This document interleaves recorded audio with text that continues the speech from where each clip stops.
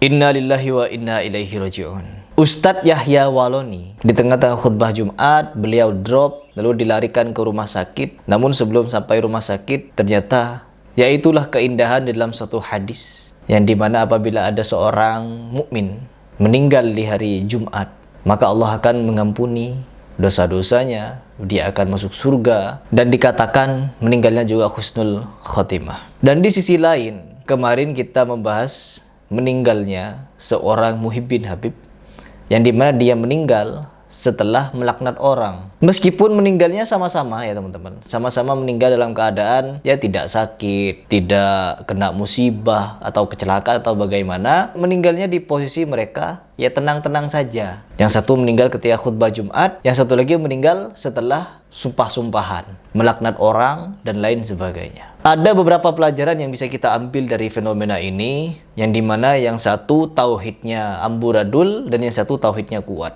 Setelah meninggalnya Ustadz Yahya Waloni, ada beberapa hal yang bisa kita ambil pelajaran, bahwa beliau katanya pernah diundang acara haul ke Madura, dan setelah dia sampai di situ, beliau diberi masukan untuk ke astah atau kuburan ya, kuburannya seorang kiai atau wali begitu ya, atau apalah itu, ke kuburannya seorang wali untuk minta-minta di situ.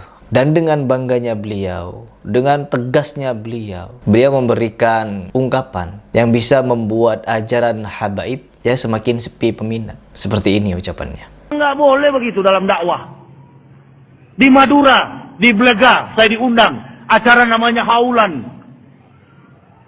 Itu sama sementara duduk, datang kiainya, Pak Sapi yang sering undang saya, tapi sekarang saya tidak mau lagi kalau dia panggil. Dia bilang begini, Pak Yahya, apa? Daripada ente ngantuk pergi ke kuburan situ, minta itu kiai besar yang mati. Minta apa, Pak?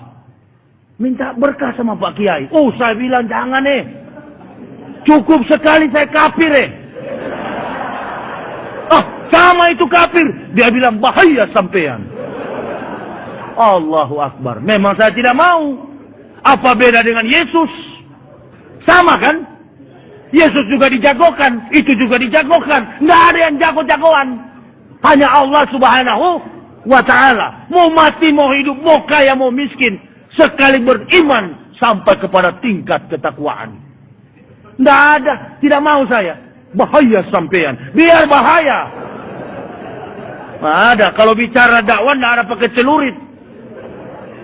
Enggak. Saya tidak setuju. Lah saya katakan, cukup sekali aku merasakan kegagalan cinta. Kata lagu dangdut kan begitu. Nggak mau saya Pak Kiai. Nah setelah mau pulang saya bawa buku. Pak Kiai ada buku di sini. Dia bilang kenapa bawa buku? Di sini buta huruf. Satu biji pun tidak laku. Allahu Akbar. Loyo saya pulang. Belega itu kan sampang. Sampang itu 60 kilo masuk ke dalam. Siapa orang Belega pasti tahu. Nah di sana masih ada muslim-muslim begitu. Oh saya bilang tidak sembarang juga jadi Islam ini ya. Saya pikir bersyahadat selamat, betul.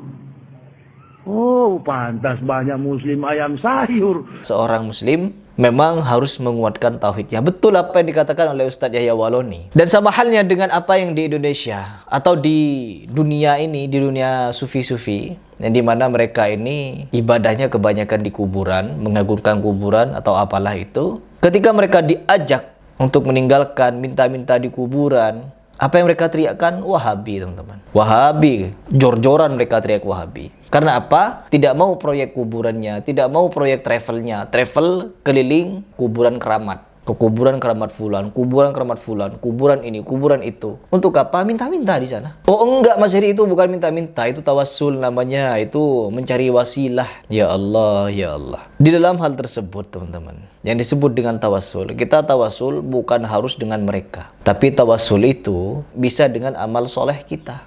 Tawassul dengan nama-nama Allah. Beda halnya orang tawassul dengan orang yang minta-minta. Minta-minta kepada mereka yang sudah mati. Ketika mereka dijuluki hal tersebut, ya memang menjuluki orang ya kuburiun, penyembah kubur atau apalah, itu tidak dibenarkan karena terlalu keras.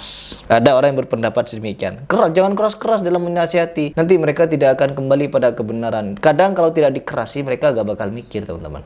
dilembuti terus. Kadang mereka gak mau mikir. Karena apa? Kalau mereka sudah memasang tabir, penghalang dari nasihat kita. Jangankan nasihat selembut salju, selembut awan, selembut embun. Apapun nasihat yang kita sampaikan, meskipun selembut kain sutra, akan terasa menyayat bagi mereka. Karena apa teman-teman? Berbeda. Apabila ada orang mencuri, ya perhatikan baik-baik. Apabila ada seorang pencuri, dia sudah mencuri ini, mencuri itu, ketangkap. Kita nasihati dengan lemah lembut, kita nasihati, kasih motivasi, apalagi dikasih uang. Ya, dikasih uang untuk apa? Untuk menutupi kebutuhannya agar tidak mencuri. Dikasih uang untuk buka usaha, begini begitu, dilatih, dikasih tempat atau bagaimana agar dia hidup mandiri, agar dia hidup dengan tanpa mencuri lagi. Mungkin bisa. Tetapi beda halnya dengan perkara tauhid. Kalau tauhid orang sudah bermasalah, kita nasihati dengan cara lemah lembut. Selembut kain sutra, selembut salju, sesejuk embun. Maka itu akan terasa menyakitkan bagi mereka. Karena menyangkut pada kepercayaan. Itulah kenapa ada ungkapan bahwa orang pelaku kemaksiatan itu tidak lebih buruk daripada pelaku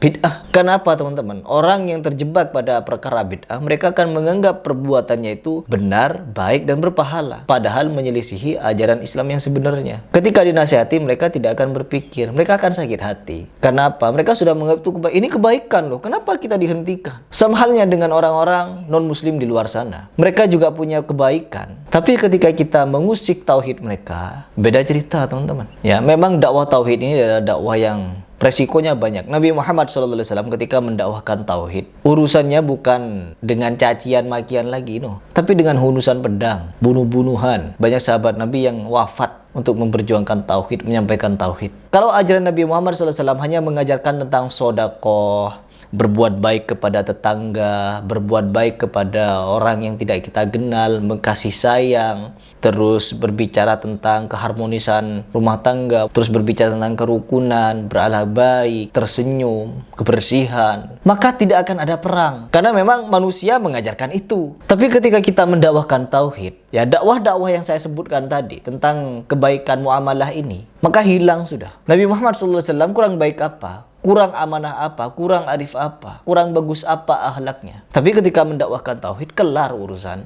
Perang sama dengan apa yang ada di Indonesia. Ketika kita mendakwahkan tauhid, ini tauhidnya salah loh. Masa mintanya ke kuburan, masa mintanya kepada orang yang sudah mati. Enggak, mereka akan buka-buka buku, baca yang berbahasa Arab lalu diterjemahkan begitu agar terlihat benar. Menggunakan bahasa Arab agar terlihat benar. Orang Syiah bahasanya juga Arab. Apakah mereka benar? Di Arab Saudi teman-teman, ada kurang lebih 2 juta umat berbahasa Arab, fasih berbahasa Arab. Tapi di antara 2 juta orang ini memeluk agama Kristen. Jadi bukan bahasalah yang menentukan mereka itu paham agama, tapi iman. Bagaimana kita bisa mengerti agama tanpa bahasa Arab? Memang bahasa Arab itu penting. Namun apakah iya orang yang berbahasa Arab akan paham agama? Orang berbahasa Arab yang satu menyalahkan orang yang berbahasa Arab yang lainnya. Kamu akidahnya kurang begini begitu. Yang berbahasa lainnya juga begini begitu, teman-teman. Mereka saja saling menyalahkan bukan karena bahasa. Harry Pras siapa belum paham bahasa Arab sudah bicara agama? Kalian yang berbahasa Arab, apakah benar di orang yang berbahasa Arab lainnya? Orang Mekah Madinah, ulama Mekah Madinah sehari-hari berbahasa Arab. Oh, mereka gak usah diajari baca Arab gundul, gak usah. Mereka sudah fasih berbahasa Arab. Tapi apa? Di mata orang yang berbahasa Arab lainnya, seperti di Yaman, di Mesir, yang golongan-golongan Sufi, seperti di Iran, mereka ini berbahasa Arab juga, teman-teman. Tapi apa? Hanya saya yang benar, mereka salah. Bunuhlah Wahabi, membunuh Wahabi, kalian berlumuran darah tangannya, masuk surga nanti. Sesama berbahasa Arab, salah-salahan, getol-getolan di Indonesia bicara masalah orang, belum paham bahasa Arab, sudah bicara agama. Saya bukan ingin menafikan pentingnya bahasa, namun saya ingin menyampaikan bahwa bahasa bukanlah kunci untuk kita itu benar beragamanya. Perhatikan itu baik-baik. Agama adalah nasihat. Begitu, teman-teman. Ya, tauhid. Menancapkan tauhid di dalam dada kita itu bagaimana caranya? Seperti Gus Auzi kemarin, keluarganya saja tidak mensupport dengan mubahalah-mubahalah seperti itu. Jadi ini adalah perbandingan terbalik kalau kita mau berpikir cerdas dan sehat. Yang dimana yang satu seperti Ustadz Yahya Waloni kuat tauhidnya, menyampaikan kebenaran bahwa kita tidak sepatutnya untuk minta-minta di kuburan karena jatuhnya seperti agama sebelah dan juga minta-minta kepada Yesus. Apa bedanya? Ya gak ada bedanya jatuhnya. Terus yang berikutnya, ajaran habaib malah sebaliknya. Minta-minta. Kenapa sih kita menyebut nama Syekh Umar Mukhdar? Karena begini dijelaskan, teman-teman. dengan penjelasan retorika bahasa. Punya mereka penjelasan. Sejatinya kita minta kepada Allah. Cuma saja kita menyebut orang soleh. Ya permainan. Sama, orang Kristen juga begitu. Mereka juga minta kepada Allah, cuma saja dia menyebut nama Yesus mungkin. Ya Allah. Jadi semoga kalian berpikir, ini perbedaan antara orang yang lemah dan kuat tauhidnya. Seperti Ustadz Yahya Waloni. Beda halnya dengan yang meninggal mubahalah itu. Membela mati-matian. Ya gus-gusan lah. Semoga kalian berpikir.